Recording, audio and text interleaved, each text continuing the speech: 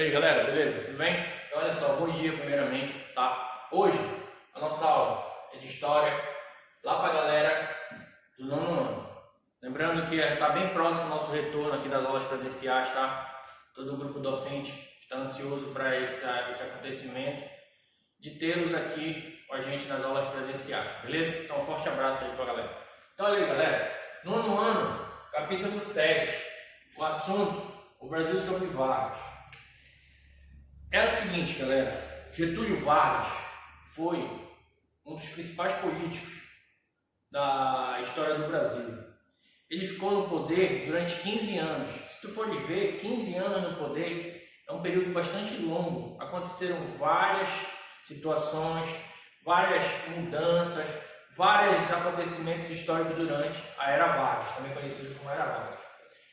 A Era Vargas ela é dividida pelos historiadores em três momentos, ou seja, em três pontos que foram o governo provisório, o governo constitucional e o Estado Novo, tá? Então, durante esses 15 anos aqui, Getúlio Vargas passou 3 períodos no poder, tá?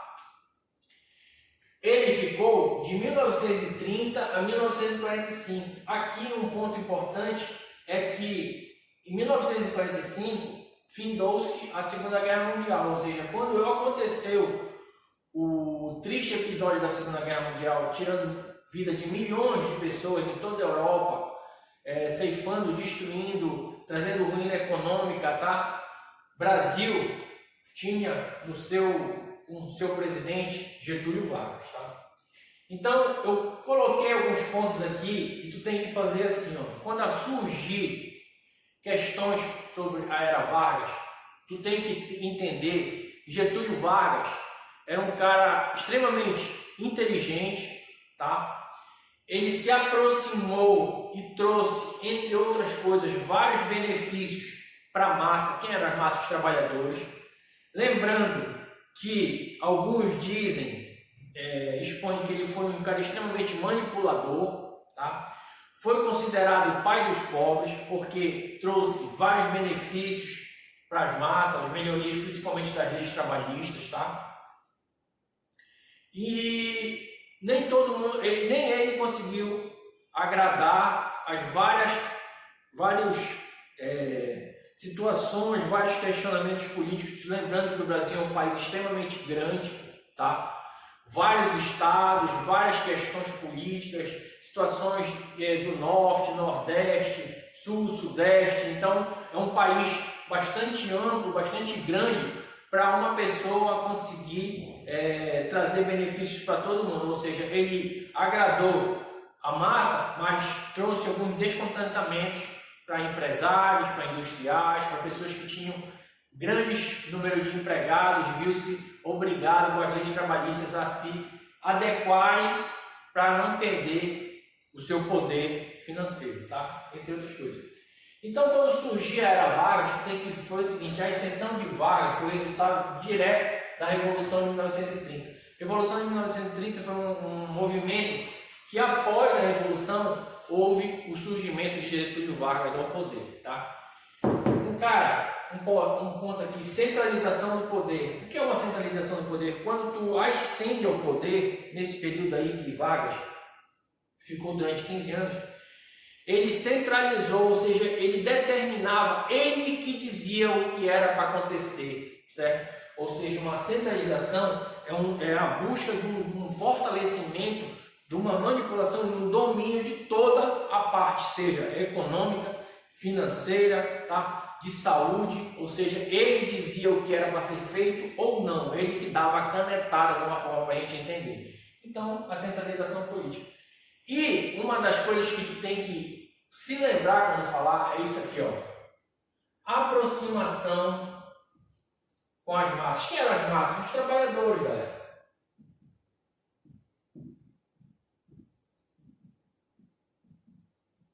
As massas eram os trabalhadores. Fechado? Então, olha aí. Um dos principais pontos é que ele buscou ficar no poder. Tu tem que entender que hoje como nesse período aí de 1930 a 1945, o presidente ele era eleito. Ou seja, para você se tornar presidente, você tinha que ter o maior número possível de votos. E entende o seguinte, se nesse período aqui de 1930 a 1945 existiam milhões de trabalhadores,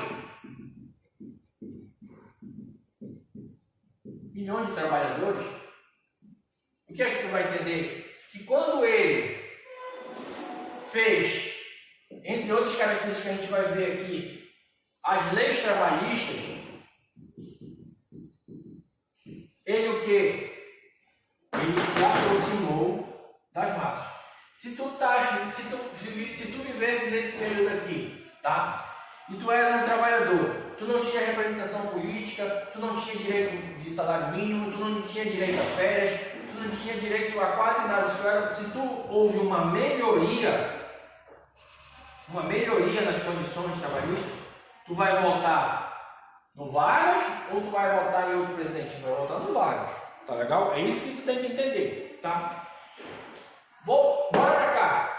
Características de Getúlio Vargas. Uma delas, criação do Ministério do Trabalho.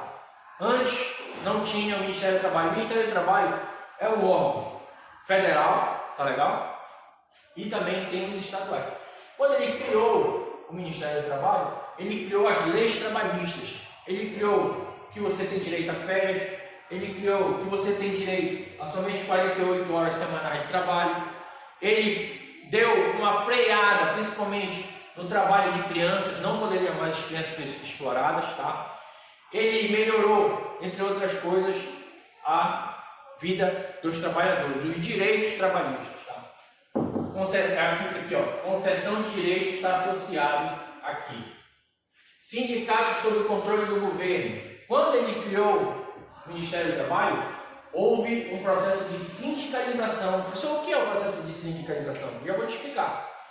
Sindicalização é o que? Nós somos professores, nós temos uma representação sindical, ou seja, SINGEP, Sindicato dos Professores da Rede Particular, beleza? Então, nossos direitos, a gente vai lá, a gente tem direito a isso, a gente tem direito a isso. O sindicato, só que Getúlio Vargas, ele não era esse anjo, não, esse querubim, tá legal? Ele criou, mas ele manipulava os sindicatos. Ele dizia que se o sindicato começasse a dar trabalho para ele, ele ia lá, manipulava e tirava o chefe do sindicato, desde ele manipulava, tá legal? Criou o Ministério da Educação e Saúde, ou seja, houve uma melhoria também na parte da saúde, tá?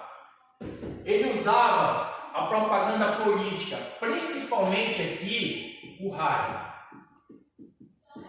O rádio, professor, é esse rádiozinho de pilha elétrica. Hoje em dia não existia internet para te ficar a par dos grandes acontecimentos no Brasil, no mundo, o que estava acontecendo na Europa, quem estava vencendo a guerra. Aqui no Brasil, quem é que ganhava o jogo de futebol, tu tinha que escutar no rádio, que antigamente tinha rádios grandões assim, que vocês nem sonhavam, de válvula. Você ia lá, tinha aquela hora, as crianças tinham que ficar em silêncio, tu ia lá e ligava o rádio. Tá legal? Propaganda política manipulava, ou seja, a Voz do Brasil, ele ia lá e dizia: meus amigos, meus filhos, meus queridos, vai acontecer isso, vai acontecer aquilo e tal. Ou seja, a manipulação dos meios de comunicação. Exímio negociador de política, manipulador. Os caras, por exemplo, o governo lá do Nordeste, o governador do Nordeste ia lá, ele recebia as pessoas. Bora, senta aqui, vamos dizer. Então ele negociava, extremamente negociante político, tá? Aqui está ligado a Constituição do Salário Mínimo, do Salário Mínimo, carteira de trabalho também, um documento criado durante a Era Vargas, as 48 horas semanais também presente nesse contexto. Então, galera, é o seguinte, isso aqui é só o ponto de partida para a gente entender a Era Vargas. Ah, professor, somente só essa aula? Não. Só para te ter uma ideia, Era Vargas, a gente pode passar aqui 3 aulas ou 4 aulas falando sobre Era Vargas. Se for ver, 15 anos, tá? É muito tempo no poder. Então, em uma aula, não dá, 2 aulas, 3 aulas, a gente vai debater, a gente vai ver que houve questões políticas, a gente vai ver que houve questões econômicas, a gente vai ver a questão do café, a gente vai ver que durante esse período aí ele queria se aproximar da Alemanha, durante a Segunda Guerra Mundial, foi impedido, tá legal? Foi impedido não, ele sofreu pressões, se aproximou dos Estados Unidos porque houve ali um interesse econômico, então são várias situações, falou? Então eu acho que deu para começar, a gente começar a debater, somente uma aula não vai dar, tá legal? A gente vai para frente, a gente espera que daqui a pouco a gente está junto aí para a gente continuar nossas aulas presenciais, falou? Um abração para vocês e até a próxima.